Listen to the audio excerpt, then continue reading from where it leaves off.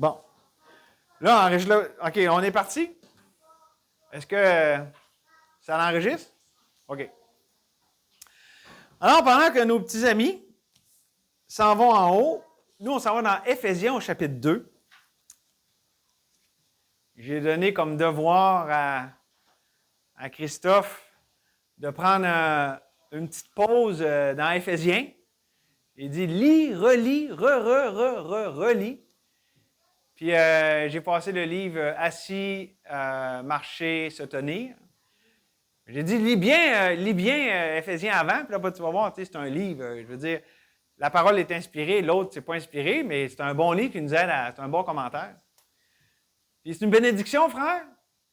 Moi, en tout cas, Éphésiens, là, puis ce livre-là de Watchman Nee, là, ça m'a beaucoup béni. Donc, c'est ça, on va dans le cœur, on peut dire, on n'est pas en plein milieu, à proprement parler, de l'Épître, mais on est pas mal dans le cœur du sujet.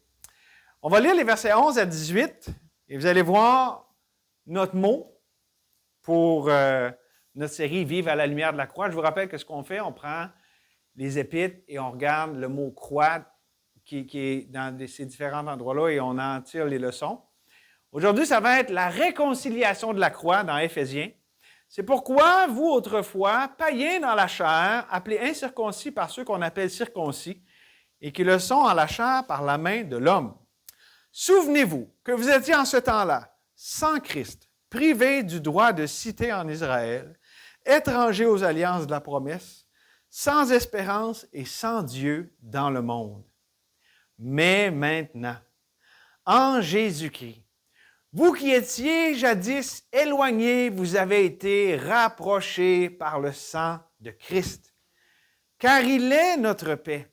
Lui qui des deux n'en a fait qu'un, qui a renversé le mur de séparation, l'inimitié, ayant anéanti par sa chair la loi et les ordonnances dans ses prescriptions, il a voulu créer en lui-même, avec les deux, un seul homme nouveau en établissant la paix et les réconcilier avec Dieu, l'un et l'autre en un seul corps, par la croix.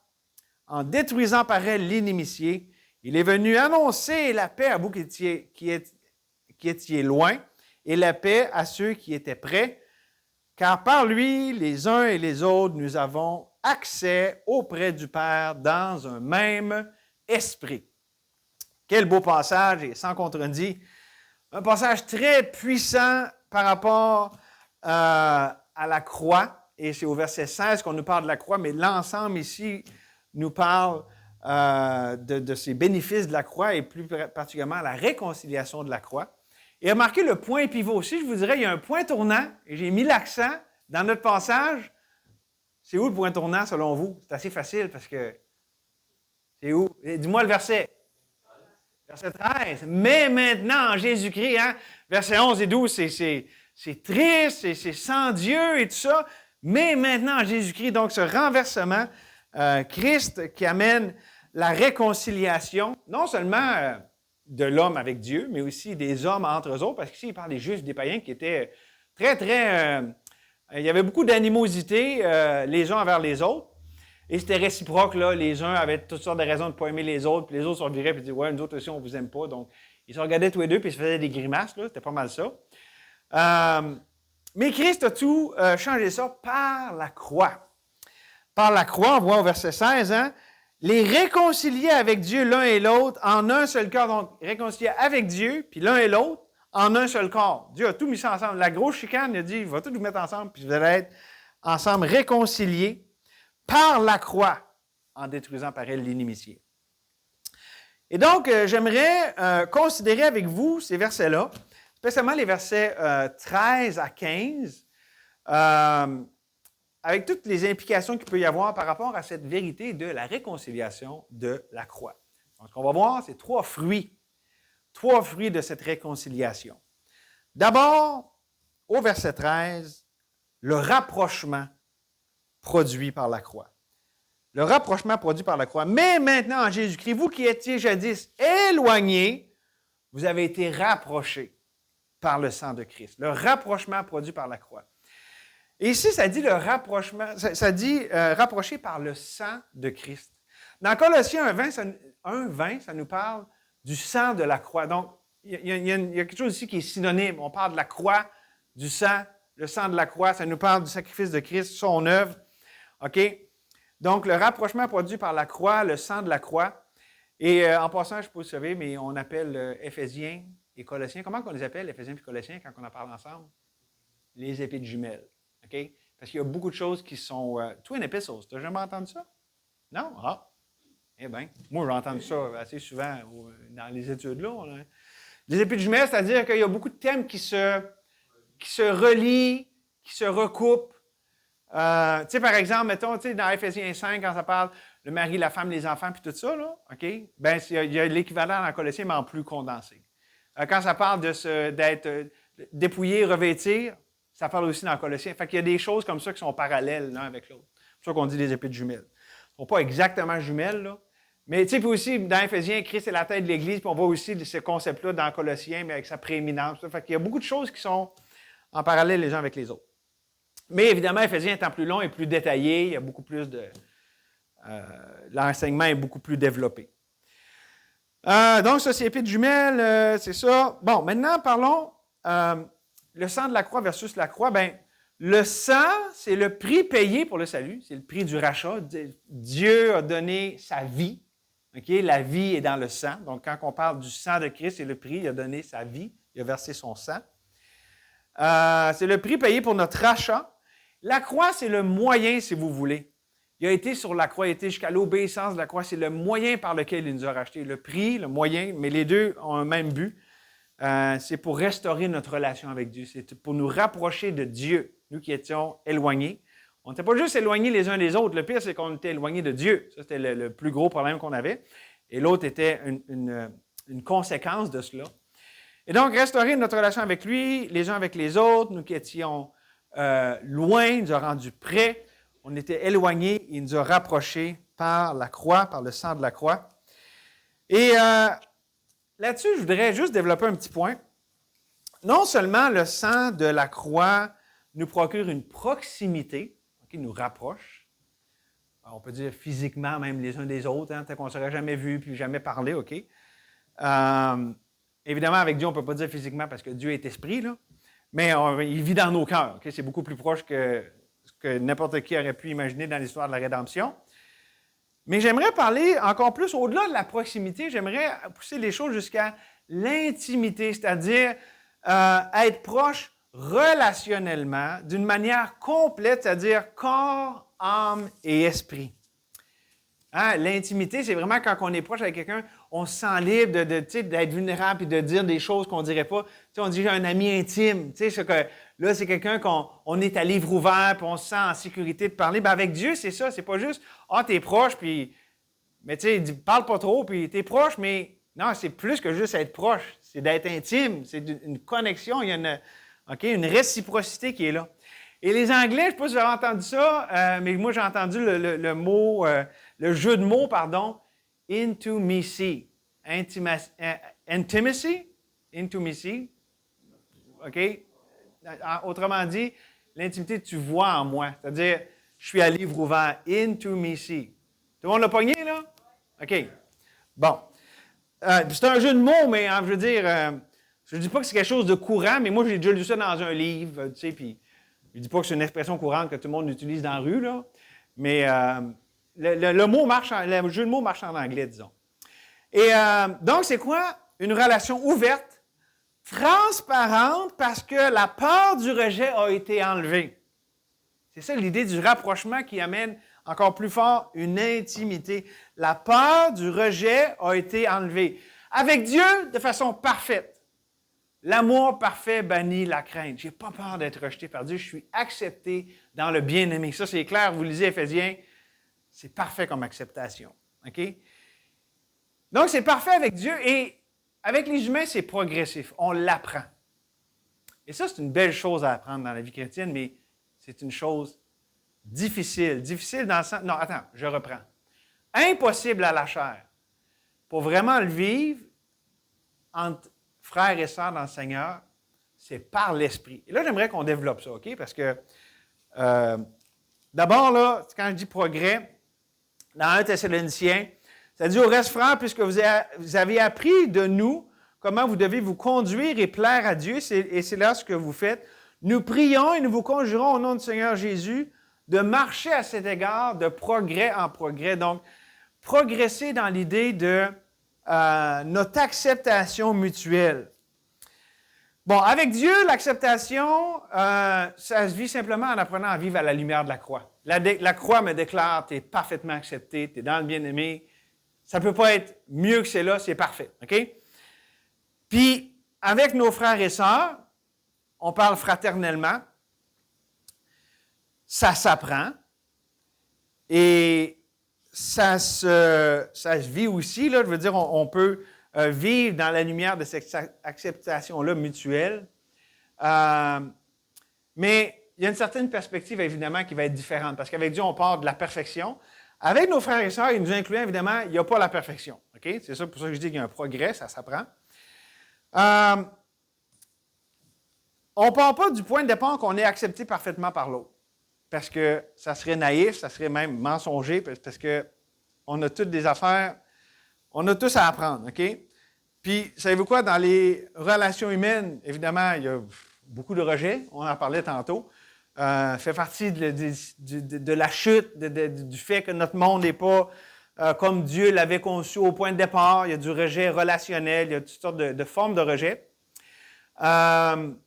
Et évidemment, le monde chrétien n'en est pas exempt.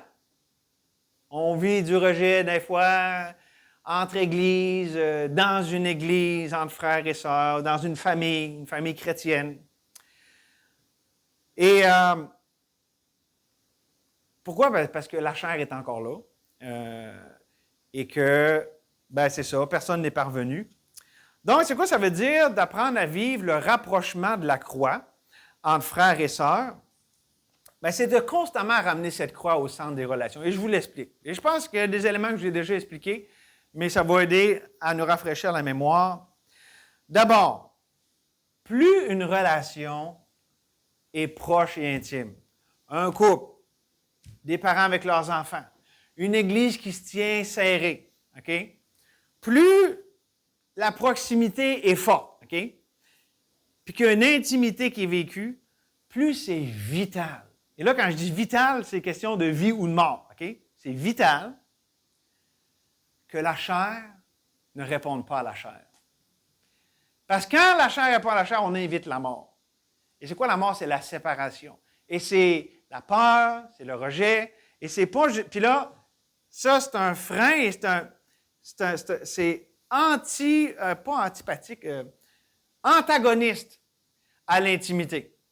Quand on a peur, la dernière chose qu'on veut faire, c'est se mettre en position de vulnérabilité. Parce puis souvent, on peut y avoir goûté, on s'est ouvert, puis là, on a été blessé, puis bon.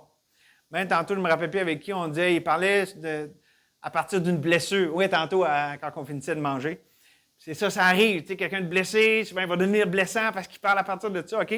Ça, c'est la chair qui répond à la chair. Quelqu'un nous a fait du mal, bien, si on répond avec notre chair, avec ce que nous, on pense, ce que nous, on veut, OK? Ça ne fait que rempirer les choses. On invite la mort. Mais pas la mort de la croix, la mort de la chair. Et ça ne peut pas produire du bon fruit. Et c'est quoi qu'on fait quand on répond à la chair? On troque la croix pour la loi. On troque la vie pour la mort.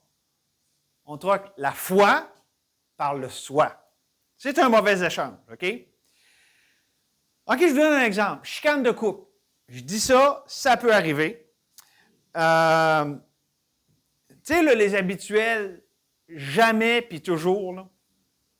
Tu fais jamais rien de correct, tu es toujours de même, OK? Puis, c'est pas exclusif au couple, ça peut arriver dans... OK, bon, vous connaissez la rengaine.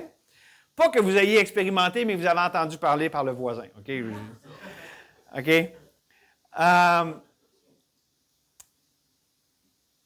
Juste une affaire de même, puis j'en parlais la semaine passée. Tu sais, on dit la chair, puis tout ça, puis pourquoi ne pas inviter Dieu en plein milieu de la situation?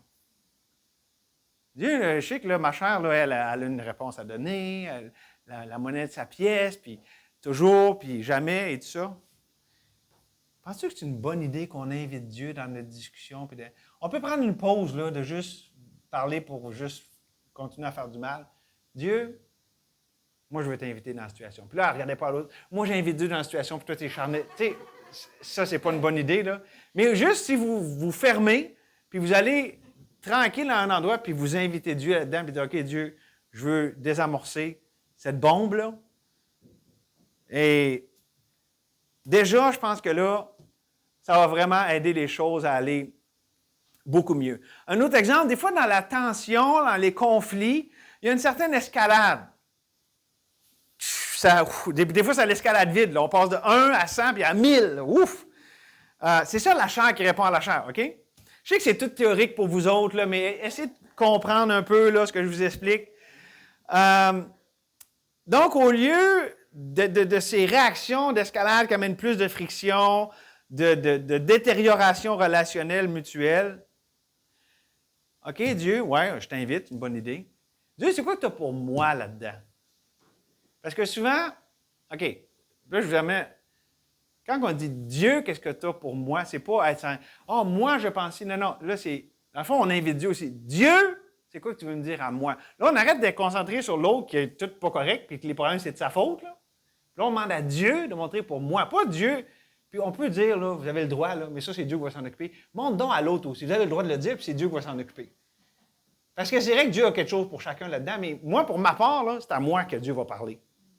Dieu ne va pas me parler à la place de l'autre. Avez-vous déjà une commission de Dieu? Dieu me dit, peux-tu aller dire ça? Ça peut arriver, mais dans une chicane, des fois, c'est plus notre chance. Dieu me fait dire, là. Ouais, c'est ça. Dieu me fait dire quand on tort. Hey, ouais. Ça, c'est une belle tactique, là. Non, vous comprenez, mais j'essaie de vous expliquer simplement comment le rapprochement de la croix, c'est que le soi est sur la croix. Il n'est pas dans l'équation. C'est Dieu qu'on met. Dieu, je t'invite. C'est toi que je veux, là. Je veux vivre à la lumière de cette croix. OK? C'est un peu malhabile, là, mais je vous laisse faire les liens et tout ça. Puis évidemment, merci le Saint-Esprit qui est le vrai enseignant ici. Mais ce n'est pas pour multiplier les exemples, mais c'est vraiment avoir l'idée de constater que nous avons un choix délibéré de passer du centre d'attention, soit au Christ. Nous avons le choix. Et c'est ça l'idée du rapprochement produit par la croix. Christ rapproche, le soi nous sépare. Et c'est simple et c'est libérateur. Moi, je ne me rappelle pas d'avoir regretté d'avoir cherché Dieu dans le milieu des situations, puis de m'arrêter et de dire, Dieu, je veux t'inviter là-dedans. Dieu, c'est quoi que tu as pour moi là-dedans? Je ne sais pas pour vous, là, mais je vous dis, Dieu est fidèle, il est bon. Ça va complètement changer la dynamique. Savez-vous quoi? De toute façon, si vous essayez d'autre façon, ça ne règle pas les problèmes. Ça ne va peut-être pas tout régler comme on aurait voulu si on fait juste s'arrêter de même, mais ça va être beaucoup mieux que si on laissait la chair répondre à la chair. OK? Premier point, le rapprochement produit par la croix, verset 13. Maintenant, la paix produite par la croix, verset 14. Car il est notre paix. Lui qui des deux n'en a fait qu'un et qui a renversé le mur de séparation, l'inimitié. La paix produite par la croix. Ici, c'est la conséquence un peu, si vous voulez, du premier fruit, là, le rapprochement.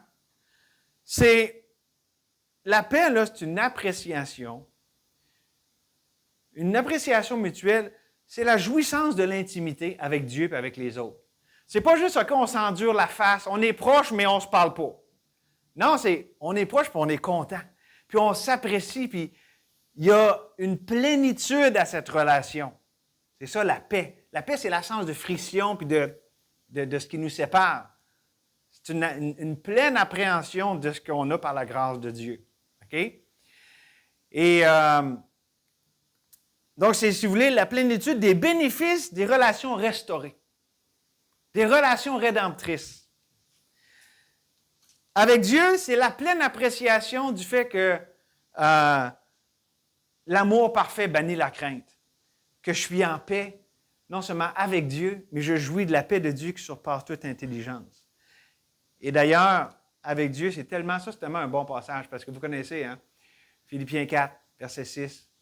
Ne vous inquiétez de rien, mais en toute chose, faites connaître vos besoins à Dieu par des prières, des supplications, avec des actions de grâce. La paix de Dieu, elle arrive, là, lorsqu'on dit, OK, merci Seigneur, parce que là, moi, je te laisse ça, j'arrête de me battre puis de me débattre. Merci que c'est toi qui as envoyé ça, puis merci que tu as quelque chose avec ça. Puis là, quand on dit merci à Dieu de même, puis le merci qui laisse les choses dans les mains de Dieu, la paix de Dieu, qui surpasse toute intelligence, garde, protège, est un soldat à côté de notre cœur, qui garde nos cœurs et nos pensées en Jésus-Christ, notre Seigneur. Et avec les autres, remarquez que, parce que là, je parlais avec Dieu, là, la paix avec Dieu et la paix de Dieu. Quand on est sauvé, on a la paix avec Dieu, puis dans notre marche avec le Seigneur, on a la paix de Dieu. Mais avec autrui, la paix, verset 14 ici, ça dit « Il est notre paix ». Remarquez que la signification des mots ici est importante. Ça ne dit pas juste « Il nous procure la paix » ou ça ne dit pas juste « Il nous aide à être en paix ». OK? Non, ça dit « Il est notre paix ». Donc, ce n'est pas une action conditionnelle, OK? Là, si je fais ça, non, c'est un état de fait. Jésus, il est notre paix. Tu sais, on dit souvent, là, on n'a pas besoin de créer l'unité de l'esprit. Elle est déjà là, il faut la conserver. Bien, on n'a pas besoin d'essayer d'être en paix les uns avec les autres. Jésus est notre paix. Quand on a Jésus, on est en paix. Quand on n'est pas en paix, c'est parce qu'on enlève Jésus de l'équation. Fait que le problème, c'est pas... OK, le problème, c'est la présence de celui qui est notre paix versus l'absence. Comprenez-vous, c'est pas, là, je vais essayer de faire de quoi pour être en paix. Non, non, tu n'as pas besoin de te débattre. Laisse la place à Jésus. Laisse-le régner, laisse-le diriger, confie-toi en lui. Il est notre paix. OK? Ça aussi, en passant, ça enlève pas mal de fardeau sur les épaules parce qu'il faut se débattre pour essayer de... Hey, Dieu, aide-moi à procurer la paix. Puis ça, mais si Jésus est ma paix, il dit, OK, vu que tu es ma paix, vas-y, Seigneur, je te fais confiance. Je m'abandonne à toi là-dedans. Puis, vous allez voir, ça enlève vraiment le fardeau parce que Dieu va se montrer comme il dit qu'il est, comme étant notre paix. C'est un état de fait. C'est ce qu'il est pour chacun de nous et ce qu'il est aussi pour entre nous. Et comme je disais, c'est vraiment un parallèle aussi avec, conserver l'unité de l'esprit par le lien de la paix. Mais regarde, ça va-tu ensemble, vous pensez? Unité de l'esprit, lien de la paix, c'est tout un tout ensemble. Où est-ce qu'on conserve ce que Dieu nous a donné, puis Dieu nous a donné Jésus, il est notre trésor, il est notre pain, il est notre unité. On fait simplement garder celui qui est tout ça au centre. On conserve ça. On garde précieusement ce que Dieu nous donne. On y fait attention. C'est précieux. Dieu s'est donné à nous. D'ailleurs, quand on n'aura pas du Seigneur, n'est-ce pas qu'on se rappelle, Jésus est notre paix, il est notre pain avec Dieu, il est notre pain avec... On a un même pain, on boit la même coupe, hein, la coupe de l'Alliance. On a été rachetés par le même sang précieux de l'agneau. Donc, pour dire les choses autrement, avant de passer au prochain point, on n'a pas besoin de porter le fardeau, d'essayer d'œuvrer pour produire la paix. Nous l'avons déjà dans la personne de Jésus-Christ. Autrement dit, ce n'est pas quoi faire pour avoir la paix, comment, où aller. Non, c'est qui. C'est notre fameux qui, Christophe. On est boqué là-dessus, hein? Mais moi, je ne déboque pas parce que c'est merveilleux quand on l'a trouvé. Amen. Yes. Et n'est-ce pas une triste réalité que tellement de conflits, de problèmes relationnels, de froideur, d'indifférence, d'amertume, de rejet des fois qui semblent irréconciliables sont causés parce que nous ne sommes pas concentrés sur celui qui est notre paix. Ou pour le dire autrement, on est centré sur le mauvais qui. Ah là, lui, là, elle, là. Là, on regarde le mauvais qui. C'est un qui, mais ce n'est pas le bon. Ce n'est pas le qui majuscule. C'est un petit Q minuscule. J'ai manqué faire des lapsus qui auraient pu être douteux, là.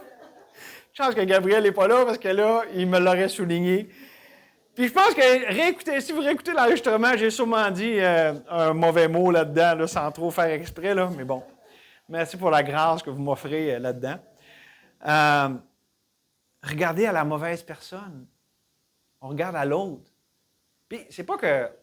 il y a l'indifférence. On peut dire, j'ignore l'autre puis je m'en occupe pas. C'est pas mieux. Parce que là, c'est pas plus regarder à Jésus. Dans le fond, qu'on regarde trop à l'autre ou qu'on veut l'ignorer, tant qu'on ne regarde pas à Jésus, il n'y a pas de paix. Parce qu'il est notre paix. Et pourquoi il est notre paix? Il est la provision de notre paix. Toute la paix dont on a besoin, nous l'avons en Jésus. Vous voulez de la paix? Ben prenez Jésus, il y a toute la paix dont vous avez besoin. C'est aussi que ça veut dire. C'est pas hey, Dieu a un réservoir de paix, puis là, non. Dieu te donne Jésus, tu as toute la paix de l'univers qui est accessible à toi. Tu as Jésus, tu as toute la paix. Il est notre paix.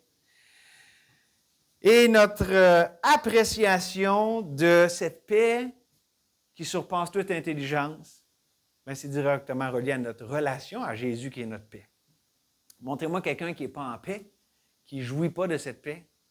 Ben, sa relation avec Dieu, avec Jésus, c'est refroidi, distancé, ainsi de suite. Et donc, c'est pour ça tellement, tu sais, on dit se nourrir du pain de vie de Jésus, notre paix.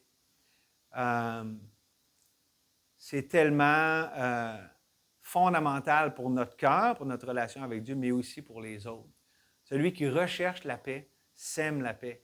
Christ est ma paix. Et lorsque j'ai Christ, je vais devenir une personne pacifique, une personne de paix qui sème la paix. Pourquoi? Parce que ça va être le fruit de ma relation avec Jésus qui est ma paix. Et là, le dernier point, les deux, c'est tout beau, là, le rapprochement, la paix. Le troisième, êtes-vous prêts? L'anéantissement que produit la croix. Ben oui, c'est dans le texte. Regardez, on est rendu au verset 15. Là, c'est le troisième fruit. Ayant anéanti par sa chair la loi et les ordonnances dans ses prescriptions, il a voulu créer en lui-même, avec les deux, un seul homme nouveau. Les communistes peuvent bien aller se rhabiller. Jésus a fait l'homme nouveau.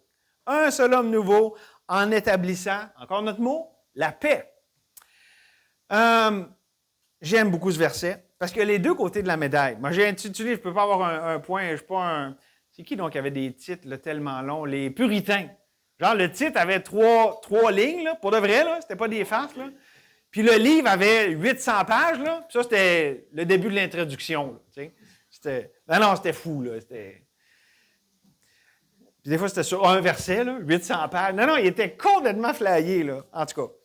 L'anéantissement produit par la croix, j'aime ce verset-là parce qu'il y a les deux côtés de la médaille, c'est-à-dire, il y a le côté anéantissement. Okay? C'est un bénéfice de la croix, c'est-à-dire ça anéantit ce qui nous rendait esclaves.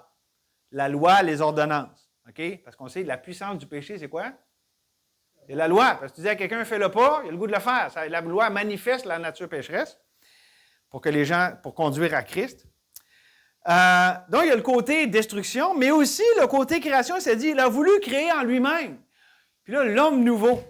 Vous savez que les communistes, pas juste les communistes, là, ça c'est plus de notre ère, mais les Grecs, les grands philosophes, les grands penseurs de ce siècle ont toujours voulu l'homme nouveau. L'homme renouvelé, puis le nouvel âge aussi est là-dedans. Mais Jésus, lui, il n'a pas manqué. Et Jésus, c'est le seul qui a fait le vrai homme nouveau parce qu'il est le deuxième homme. Puis nous sommes sa progéniture spirituelle. Il est le premier-né de plusieurs. Nous, on est ses enfants spirituels. OK? Et donc, l'homme nouveau qu'il a créé lui-même. Et de là, on a une loi spirituelle. Tout ce qu'on veut bâtir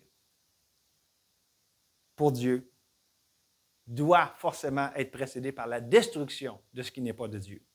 Puis regardez ça, là, on pourrait multiplier les exemples bibliques. Là. Tu sais, avant David, c'était qui? C'était Saül. OK? Puis avant Isaac, c'était qui? Ishmaël, c'est ça.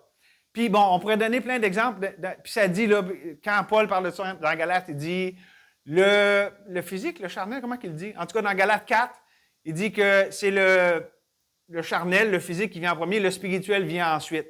OK? D'ailleurs, c'est ça aussi avec Adam, le premier Adam, puis le deuxième, parce que ça dit dans Corinthiens.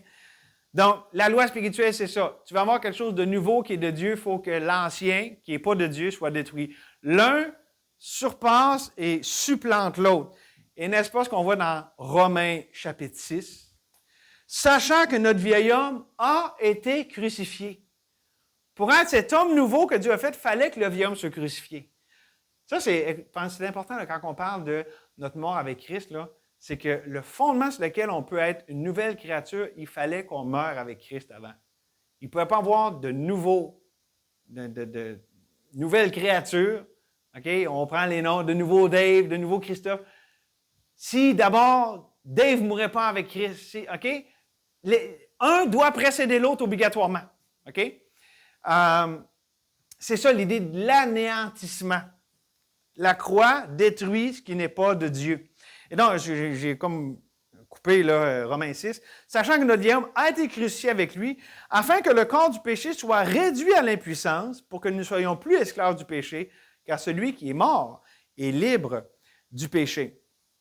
Donc, le fait qu'on est mort avec Christ, c'est complet. C'est une fois pour toutes. Comme on est né de nouveau, bien, on est mort avec Christ une fois pour toutes. Le vieil homme a été crucifié. Et ça, c'est la base qui a donné le coup fatal, le katargéo, à la puissance de la chair. Ou pour le prendre ici dans les mots, le corps du péché. Okay? Le corps du péché, c'est ce qui reste encore de notre héritage adamique. Là. On n'est plus en Adam, on est rendu en Jésus, mais on a encore le péché dans nos membres. On a encore la chair. Pour ça, tantôt que je parlais que si on répond à la chair par la chair, bien, ça va donner la mort. Bien, c'est ça. Dieu s'est occupé de nous, de notre nature pécheresse. Il nous a donné une nouvelle nature, mais on a encore une chair. Mais elle est plus dominante, elle est plus celle qui dirige notre vie, parce que maintenant, on a le Saint-Esprit qui est là. Puis on a le choix maintenant. Avant, on n'avait pas le choix, on était mort dans nos offenses et nos péchés. Maintenant, étant vivant en Jésus-Christ, on a le choix. Faut choisir la voie de ma chair ou la voie de Christ, la voie du soi ou la voie de Christ qui vit en moi. Donc, Dieu, pour sa part, il a tout fait ce qu'il avait à faire. Puis, on va dire, ouais, il n'a pas fini, pourquoi il m'a laissé une chair? Ça, c'est pour s'assurer qu'on soit dépendant et qu'il ait toute la gloire. Que quand ça va bien, puis qu'on a la liberté, qu'on dise, wow, Dieu, t'es merveilleux. Parce que sinon, on dirait, hey, je suis donc bien merveilleux, gloire à moi, j'ai réussi à vraiment m'en sortir, puis ça serait ça qui arriverait si on aurait la capacité en nous-mêmes. Mais vu qu'on n'a aucune capacité en nous-mêmes, que notre force, c'est dans la mort, c'est dans s'abaisser, c'est dans se soumettre à notre Dieu, bien là, Dieu a la gloire, parce que là, c'est quelqu'un de faible, qui n'a rien, puis Dieu est tout. OK? Donc, toute cette loi-là spirituelle, vraiment, va jusque dans notre vie quotidienne. Ou juste pour le mettre dans d'autres mots, là, OK? Parce que là, on parle de mort, de vie. Dans 2 Corinthiens, au chapitre 10, ça parle de renverser. Hein, nous renversons les forteresses. Bien, c'est ça.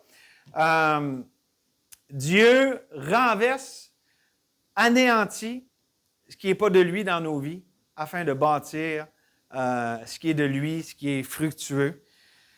Et ça, bien, ça ne peut que porter du bon fruit dans la vie qui sont ainsi exercés. Pourquoi? Parce que c'est la grâce de Dieu qui fait ça et rien d'autre. Ce n'est pas l'ingéniosité humaine, les efforts humains, mais c'est la grâce de Dieu. Et je vais terminer sur cette note cet après-midi.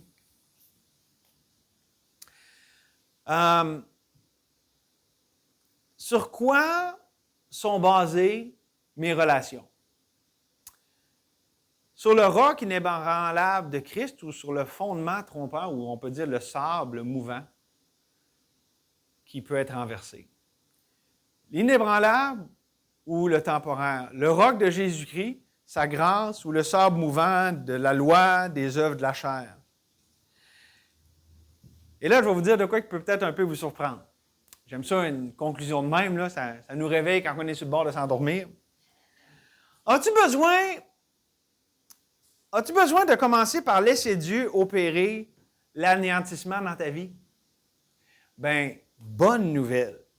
C'est salutaire. C'est un sujet de joie. Pourquoi? Parce que ça veut dire que Dieu va faire de quoi de bon. Donc, quand Dieu, là, il veut opérer son anéantissement, quand il veut détruire, on dit « Merci Seigneur, tu détruis ce qui me détruit, tu détruis ce qui me tire vers le bas, tu détruis ce qui est de la mort parce que tu veux instaurer ta vie. » C'est pour ça qu'on dit merci, c'est pour ça qu'on dit à Dieu, on rend des actions de grâce, puis c'est pour ça qu'on a la paix, parce qu'on dit « Dieu, c'est tout bon. Tu as éclairé mon esprit, tu n'es pas en train de me faire du mal, tu n'es pas en train de me rendre ma vie misérable, tu me libères de ma misère. Tu me libères de moi-même. » Donc, bonne nouvelle, quand Dieu commence par ça, opérer son anéantissement. Non, ce n'est pas agréable à la chair, mais qu'est-ce qui arrive? C'est là qu'on voit qu'on peut tout par Christ qui nous fortifie. C'est là qu'on expérimente Christ, notre vie. C'est là que la foi devient vraiment, c'est plus que juste une théorie, là, c'est ce qu'on vit. Puis là, on voit, cette mort qui agit en moi produit la vie de Christ. Une autre question, est-ce que Dieu t'a contraint à un état, puis là, je parlais peut-être plus de façon ponctuelle, mais est-ce que Dieu t'a contraint à un état perpétuel, cyclique et répétitif d'anéantissement? Oui, c'est super, c'est salutaire, c'est un sujet de grande joie.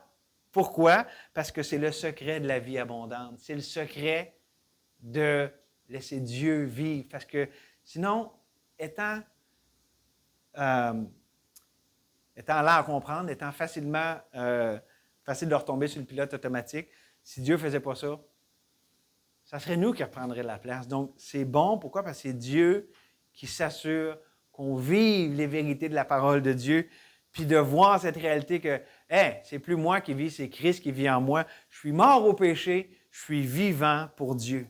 Et donc, là-dedans, moi, je veux dire merci Seigneur, toutes tes voies sont bonnes, tu es bon, tu es fidèle, et je veux embrasser complètement cette réconciliation de la croix. Il y a un prix à payer, c'est pas toujours agréable, mais même le prix à payer est bon parce que ça l'anéantit ce qui nous anéantit, ça détruit ce qui nous détruit, ça se débarrasse de ce qui nous fait du mal. Pourquoi? Pour qu'on puisse vivre la plénitude, la beauté, la splendeur de sa vie. De Jésus, notre trésor. Jésus, notre paix. Jésus, notre trésor de paix. Amen. Seigneur, merci. Merci parce que on avait un texte tellement précieux sous les yeux. Et merci, Seigneur, pour les versets qu'on a considérés, où est-ce qu'on voit comment tu es absolument tout ce dont on a besoin.